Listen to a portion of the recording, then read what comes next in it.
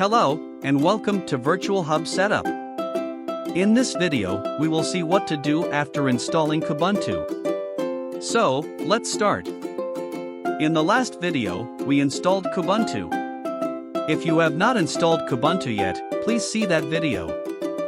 One thing to note before starting this video is that there are GUI ways of doing the following things in Kubuntu, but the command line is much more stable. We will use the command line in this tutorial. So, you need to start console first. Click on the Start menu in the bottom left of the screen, then click on Console to open it. Kubuntu is much similar to Windows in its desktop layout, so you should be comfortable using it.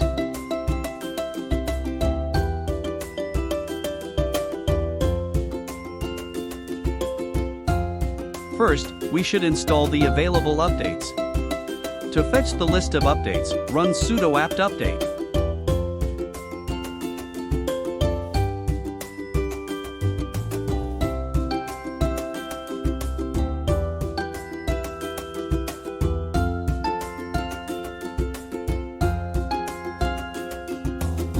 To perform the upgrade, run sudo apt upgrade. Press Y and then press Enter to start the upgrade.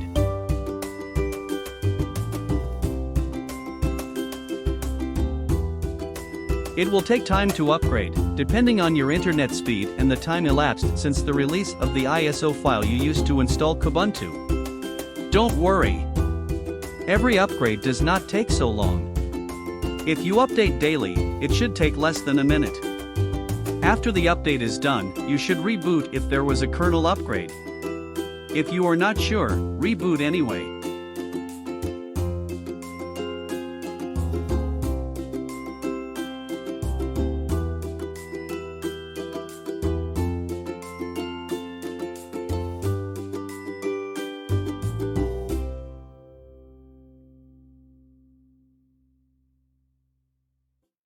Snap packages should update automatically in the background, but if you want them to update now, run snap refresh. A window will pop up asking for your password. Enter it and click on OK. The snap packages will start to update. It will take some time, depending on your internet speed.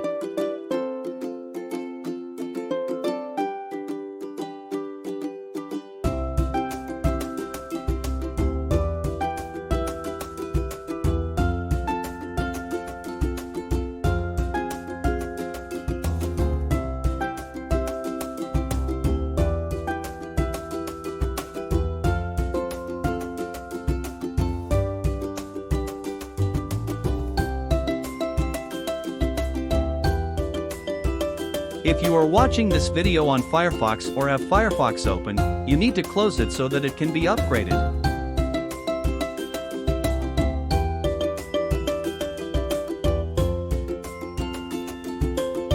Run snap refresh again. Note that it might take some time for Firefox to close properly. So wait for some time before running snap refresh.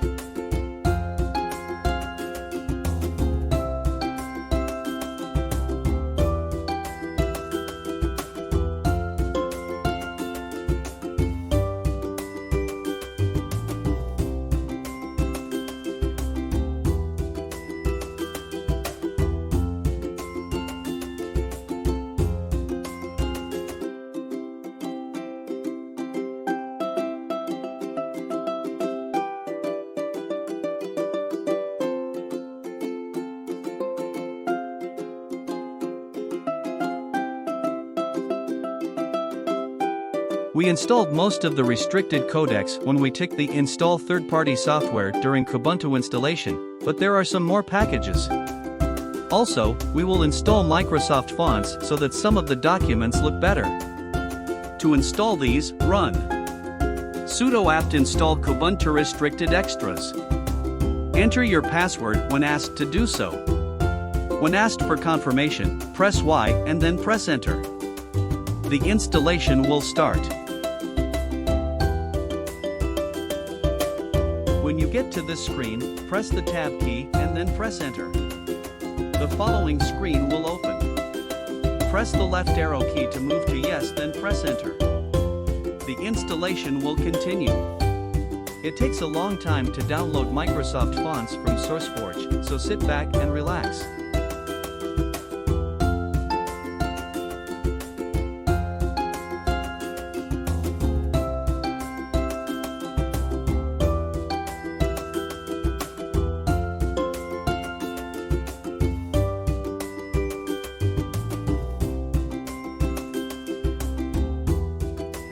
Now we will install Flatpak. Many emulators that we will install come as Flatpak packages. So, we will install Flatpak support on Kubuntu. To do so, run sudo apt install Flatpak Plasma Discover backend Flatpak. This will install Flatpak and configure Discover for Flatpak.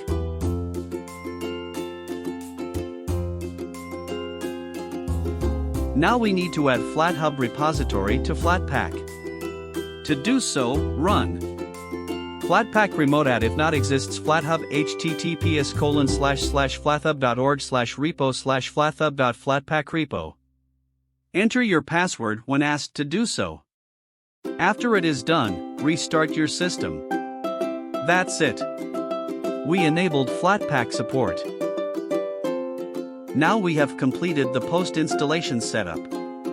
Explore the Plasma desktop and learn new things.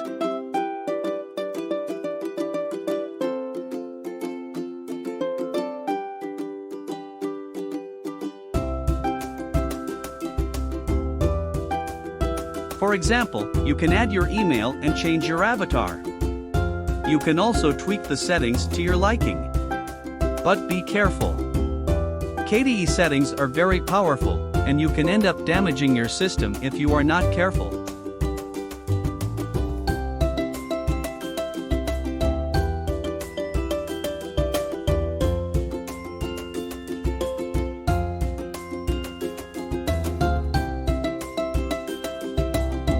You can refer to the user manuals if you want. To access the user manuals, start the application called Help and choose the required manual from the left sidebar.